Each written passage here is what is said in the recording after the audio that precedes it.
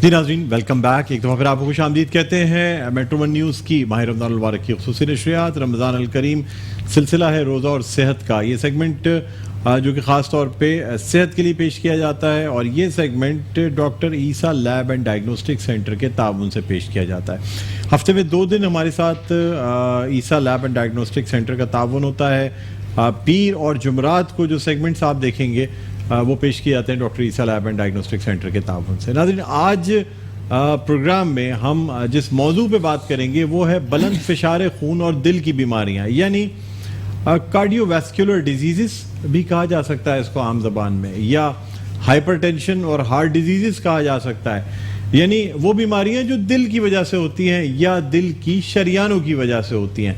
आज हमारे प्रोग्राम में जो मेहमान शख्सियत मौजूद हैं कार्डियोलॉजिस्ट हैं, माहिर कंसल्टेंट हैं, यानी माहिर अमराज क़ल्ब हैं। मेरे साथ मौजूद हैं डॉक्टर फजलुल्लाह सुमरो साहब। अस्सलाम वालेकुम। वालेकुम। डॉक्टर साहब खुश आमदीद कहते हैं। वेलकम जी नाज़रीन, डॉक्टर साहब के बारे में बताते चलें। डॉक्टर साहब डाउ सिविल यूनिवर्सिटी यानी सिविल हॉस्पिटल या डाउ यूनिवर्सिटी में अपनी खिदमत अंजाम दे रहे हैं। सीनियर मेडिकल ऑफिसर हैं और एडमिनिस्ट्रेशन में भी होते हैं। तो इनसे हम बात करेंगे कार्डियोवैस्कुलर डिजीज़ के हवाले से। इसके अलावा शकील मदनी साहब हमारे साथ मौजूद हैं। शकील भाई, आप हमारे साथ कंटिन्यू करेंगे और कौसर हमारे साथ, सना ख्वान आत्मा कौसर मौजूद है। डॉक्टर फजलुल्लाह साहब से हम गुफ्तगू का आगाज़ करते हैं। डॉक्टर साहब, दिल की बीमारियां या जिसमें बुलंद फशार खून भी है और फिर हार्ट अटैक या ये तमाम चीज़ों का होना है, सबसे पहले मैं जानना चाहूँगा कि ये ब्लड प्रेशर जो है जिसे हम कहते हैं फशार खून, यानी एक ब्लड का जो प्रेशर है, क्या इससे माने क्या होते हैं, मकसद क्या होते हैं इसके? मकसद ये होता है कि आपकी बॉडी में के ब्लड प्रेशर जो है ना शूट हो जाना, ख़ास तौर पे डिप्रेशन से होती है और टेंशन से, और हम ख़ास तौर पे जो है ना ग़िज़ा के हिसाब से भी ये चीज़ होती है।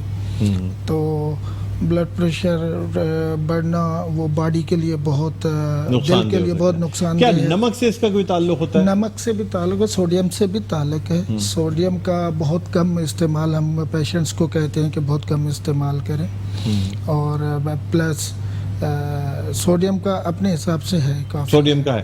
फैमिली हिस्ट्री, यानी फैमिली हिस्ट्री जो मौरूसी इसका होना है वो कितना अहम है? फैमिली हिस्ट्री का भी बहुत अच्छा रोल है इसमें, मौरूसी का भी बहुत अच्छा रोल है। अच्छा, यानी जिन लोगों को फैमिली हिस्ट्री में माँ बाप को, भाई बहनों को अगर किसी को ब्लड प्रेशर है तो फिर उस शख्स को ब्लड प्रेशर होने के चांसेस हो सकते हैं। बिल्कुल होते हैं, बिल्कुल। ठीक है। अच्छा, ये बताइएगा कि इसकी अलामात क्या होती हैं ब्लड प्रेशर की? किसी को ब्लड प्रेशर है तो कैसे पता चलेगा कि उसको ब्लड प्रेशर है? देखिए, ब्लड प्रेशर जब शुरू होता है इनिशियली इब्तिदा यह भी होता है, कुछ पेशेंट्स में जो है ना सर का दर्द होता है, किस पेशेंट में जो है वो भी टेंशन वो लेते हैं, और सर का दर्द प्लस वर्टिगो होता है। वर्टिगो भी हो सकता है, उल्टी भी आ सकती है। उल्टी भी आ सकती है, ये चक्कर का होना, चक्कर का भी होना, मतली उल्टी आना, सर में सनसनाहट भी हो सकती है। सनसनाहट भी होती है, वर्टिगो भी हो सकती है, यानी चक्कर भी आ सकते हैं। अच्छा, कुछ लोग कहते हैं जी आँख पे सूजन आ जाती है, आँख फूल जाती है, या आँख छोटी हो जाती है, या ये कि ज़बान में लुकना शुरू हो जाती है। ये भी होती है। असल बात ये है कि जब ब्लड प्रेशर बिल्कुल हाई हो जाता है तो वो फिर दिमाग की भी सूरत असरअंदाज होता है।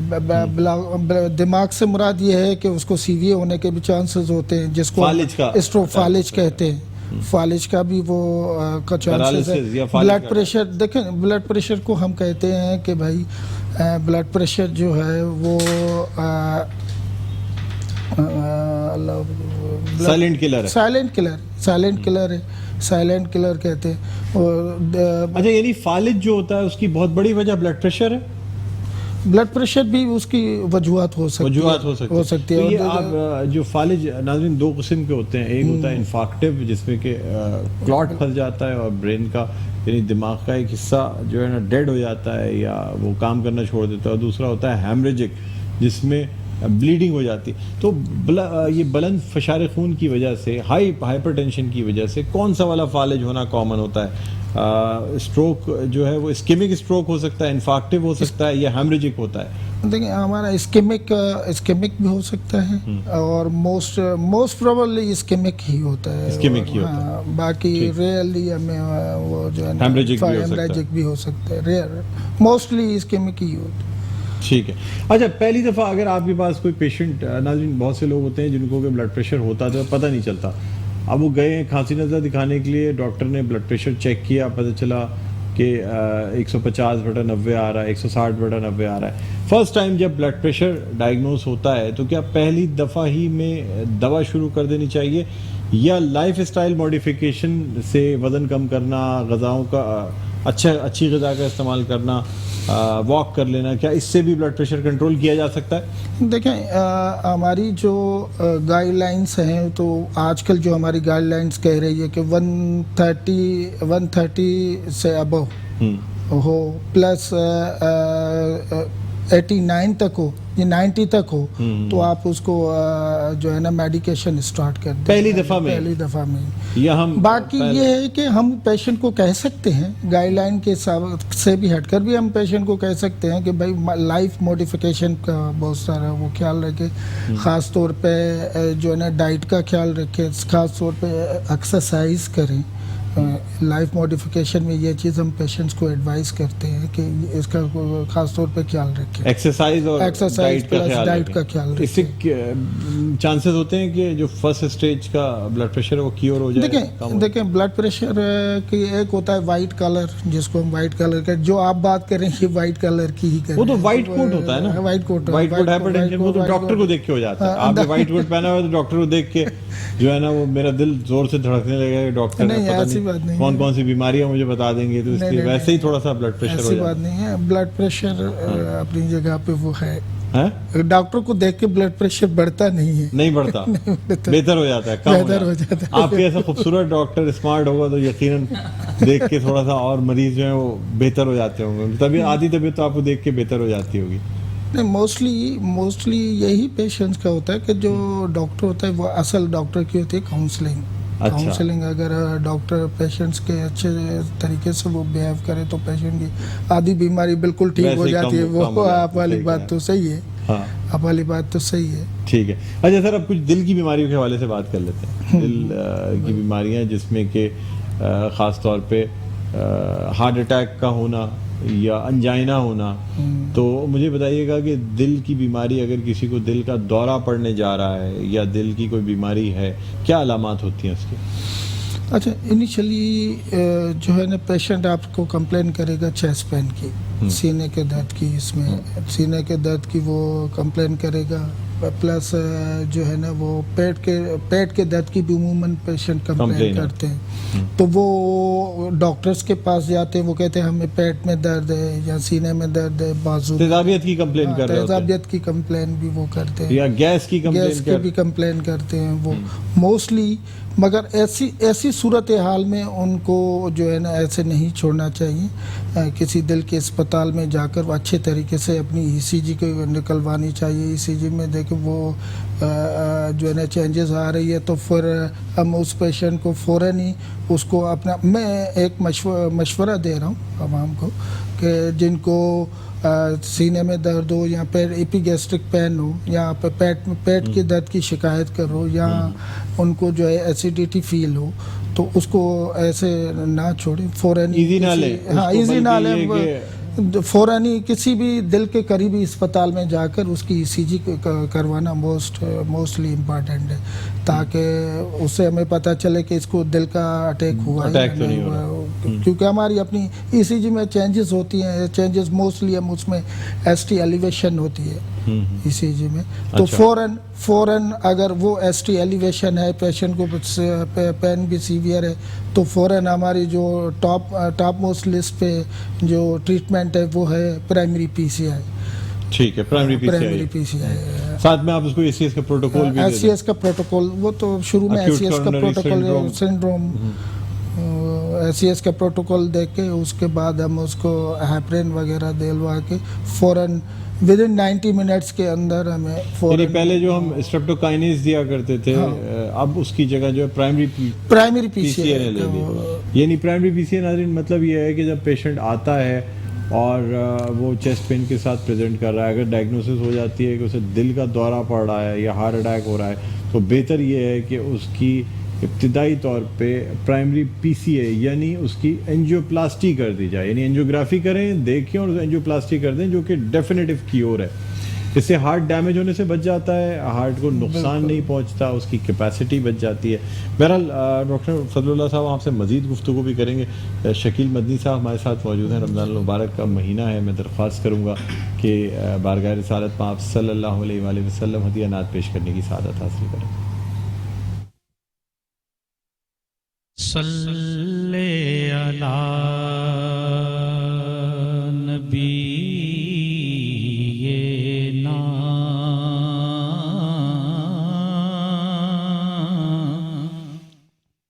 सल्ले अला मुहम्मद।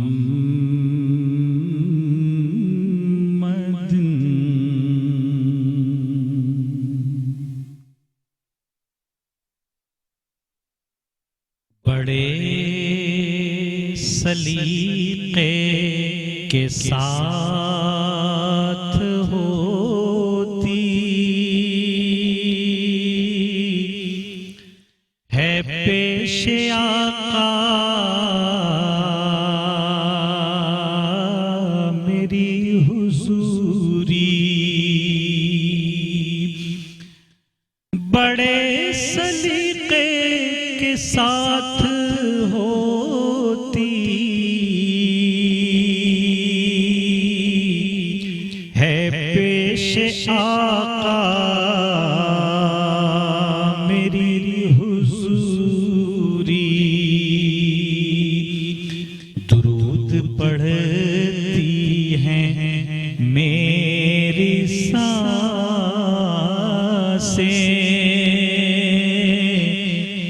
सलाम करती हैं मेरी आँखें। दुरूद पढ़ती हैं मेरी सांसें, सलाम करती हैं मेरी आँखें। ये सिर्फ आंसू नहीं है मेरे, जो कतरा कतरा छलक रहे हैं।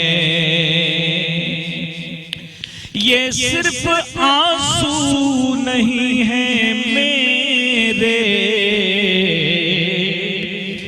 जो कतरा कतरा छलक रहे हैं। ये एक अंदाज़े गुफ्तगू है, कलाम करती है मेरी आँखें। ये एक अंदाज़े गुफ्तगू है, कलाम करती है मेरी आँखें। सुभान अल्लाह, जज़ाकल्लाह, बहुत खूबसूरत कलाम पेश किया, बहुत खूबसूरत, माशाल्लाह माशाल्लाह शकील भाई।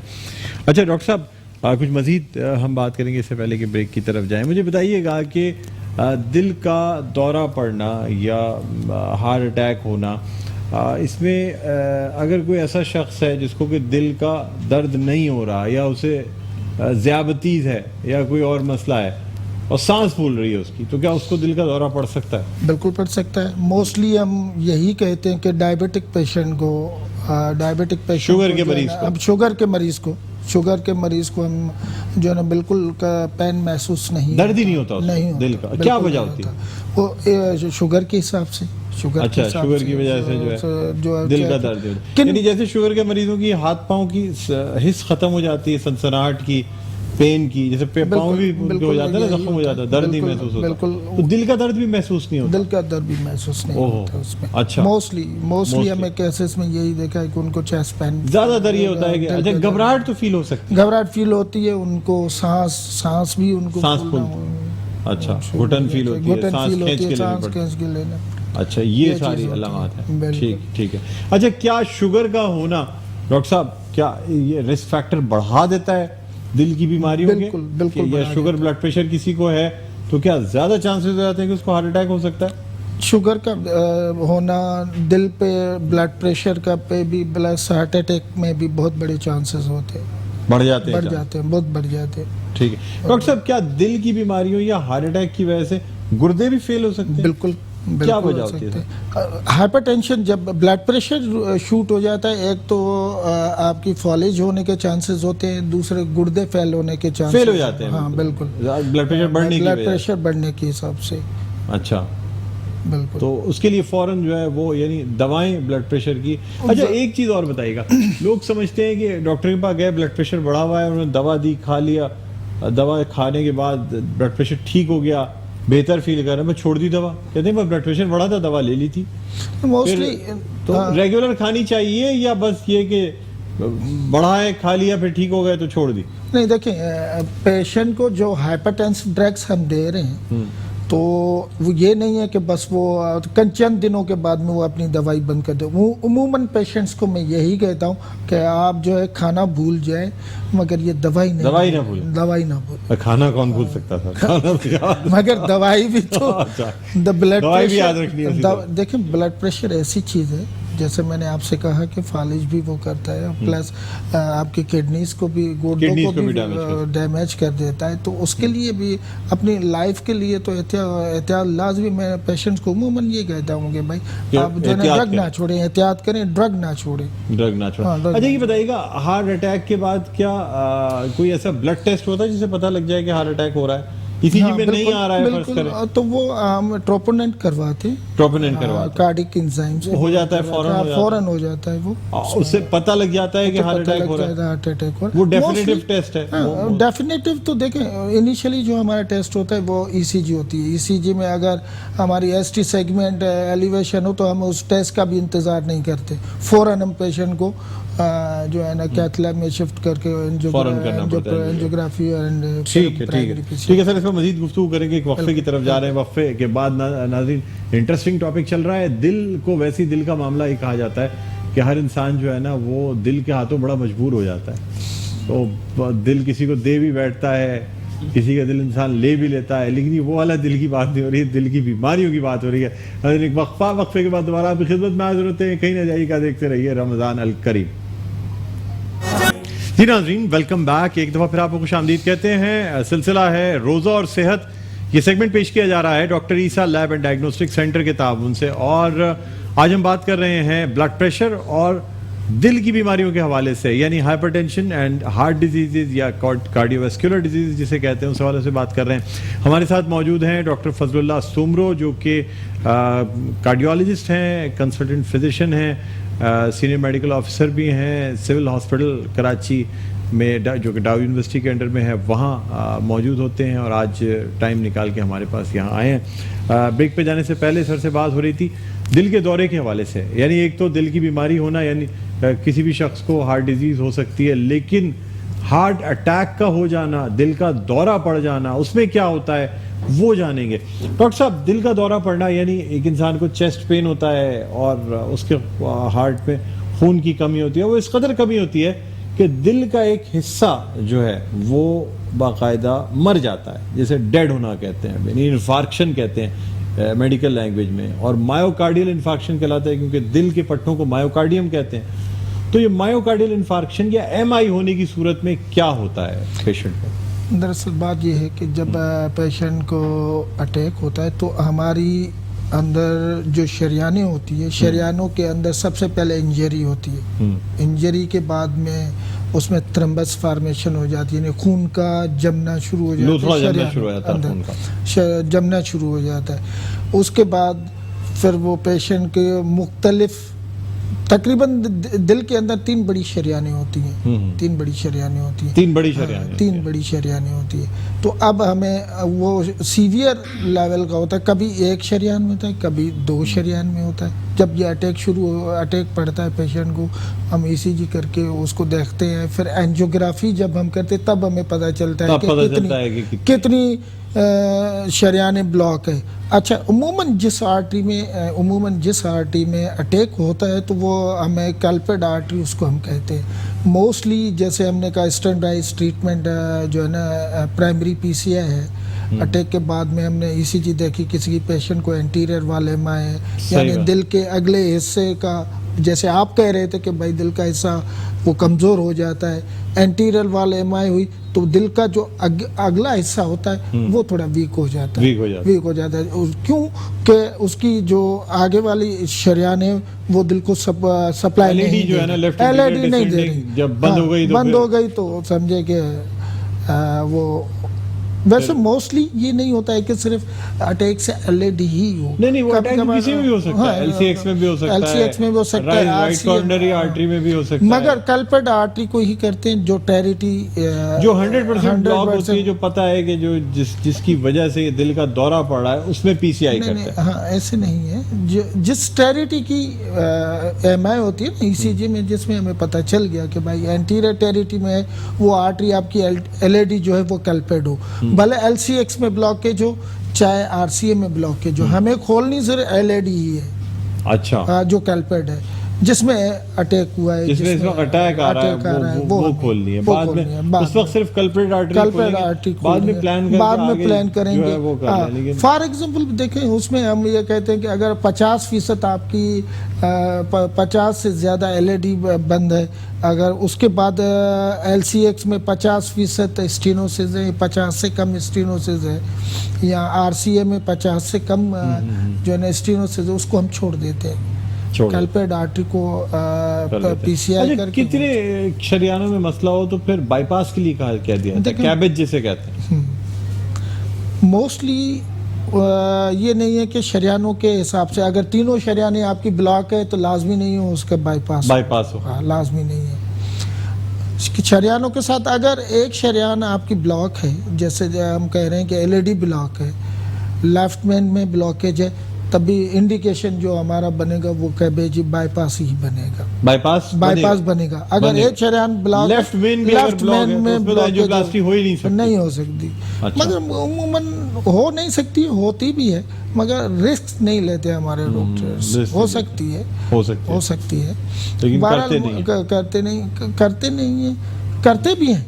रिस्क है ना, रिस्क फैक्टर को देख के मोस्टली डिसाइड करते हैं कि बाईपास की, जैसे आप बाईपास की बात कर रहे हैं, तो 2 आर्टरी ब्लॉक हो, लेफ्ट मेन ब्लॉक है, मेन डिपेंड करता है, कार्डियोलॉजिस्ट बताएगा कि जी कितनी आर्टरी ब्लॉक है और बाईपास होना है या एंजियोप्लास्टी होनी है।